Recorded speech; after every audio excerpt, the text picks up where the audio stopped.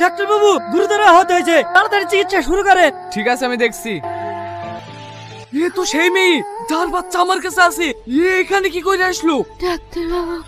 বলো, তুমি এখানে কি করে আসলে? ডাক্তার বাবু, আজ 6 বছর ধরে আপনাকে খুঁজছি। আমার বাচ্চা আপনার কাছে আছে, শুধু একবার আমার বাচ্চাটাকে দেখার জন্য। তোমাকে তো তোমার স্বামীও খুঁজছে, প্রায় পেপারে দেখছি।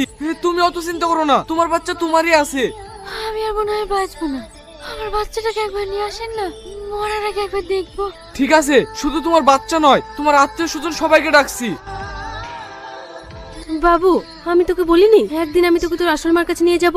তাড়াতাড়ি রেডি হইলে মোট আজকেই যেতে হবে। কি মজা কি মজা, আজকে আমি মায়ের কাছে যাবো। তুমি আমার লক্ষ্মী মা।